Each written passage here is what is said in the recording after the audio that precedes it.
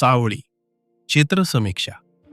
चित्रकार विष्णू थोरे यांनी साकारलेले सावळीचे मुखपृष्ठ हे केवळ पुस्तकाचे आवरण नसून स्त्रीमनाच्या गूढ प्रदेशात घेऊन जाणारे एक चिंतनशील दृश्य आहे. पहिल्या नजरेत ते सौंदर्यानं आकर्षित करते, परंतु थोडा वेळ त्यासमोर थांबल्यावर त्यातील मौन, स्मृती आणि अंतःसंघर्षाचे अनेक स्तर उलगडू लागतात.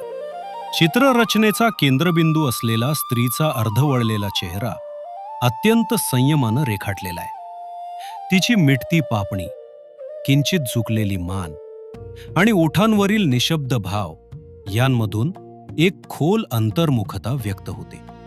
चित्रकारानं कोणताही नाट्यमय भाव न देता शांततेत दडलेली वेदना पकडली आहे. ही शांतता चित्राची सर्वात मोठी ताकद ठरते. चित्रातील दुसरा राखाडी छटांतील चेहरा ही या कलाकृतीची सर्वाधिक अर्थवाही प्रतिमा आहे. तो जणू स्त्रीच्या मनात अजूनही जिवंत असलेल्या स्मृतींचा, हरवलेल्या अस्तित्वाचा किंवा तिच्या सावलीत राहिलेल्या व्यक्तिमत्वाचा दृश्य आविष्कार आहे.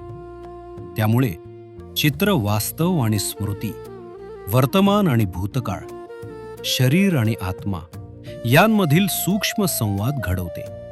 रंगसंगती विशेष लक्षवेधी आहे.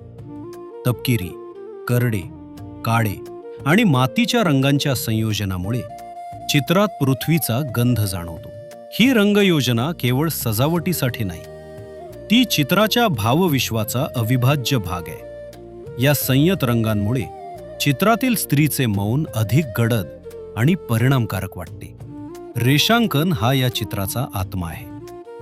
केसांमधील सूक्ष्म लहरी रेषा, त्वचेवरील पोत, वस्त्रातील नाजूक नक्षीकाम आणि पार्श्वभूमीतील वर्तुळाकार आकार यांमुळे चित्राला स्पर्श करता येईल अशी सजीवता प्राप्त झाली आहे. प्रत्येक रेषा अर्थपूर्ण आहे. कुठेही अनावश्यक तपशिलांचा अतिरेक नाही.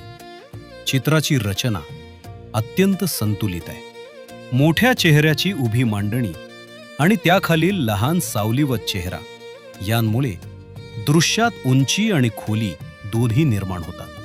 पार्श्वभूमीतील वर्तुळाकार आकार स्त्रीभोवती एक अदृश्य विश्व उभे करतात.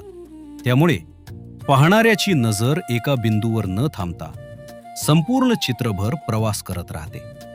या चित्रातील दागिने, बिंदी आणि साडी यांमुळे भारतीय स्त्रीची सांस्कृतिक ओळख अधोरेखित होते.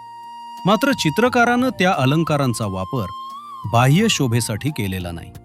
ते स्त्रीच्या व्यक्तिमत्वाचा नैसर्गिक भाग म्हणून दिसतात. त्यामुळे चित्रात भारतीयत्व सहजपणे प्रकट होते. सावळी हे शीर्षक चित्राच्या आशयाशी इतके समरस झाले आहे की ते वेगळेसे घटक वाटत नाही. उलट त्या स्त्रीच्या मनातील न उच्चारलेला शब्द जणू अक्षरांच्या रूपानं प्रकट झाला आहे. एकूणच विष्णू थोरे यांची ही कलाकृती सौंदर्याचा उत्सव साजरा करत नाही. ती स्त्रीच्या मौनाचा, स्मृतींचा आणि आत्मसंवादाचा कलात्मक दस्तऐवज बनते. या चित्राकडे पाहताना आपण रंग पाहत नाही तर भाव अनुभवतो, रेषा पाहत नाही तर मनातील तडे वाचतो. ही कलाकृती पाहून जाणवते की प्रकाश जितका बोलका असतो तितक्याच अर्थपूर्ण असतात त्याच्या सावल्या, आणि त्या सावल्यांनाच चित्रकारानं सावळी या एका शब्दात चिरंतन रूप दिले आहे.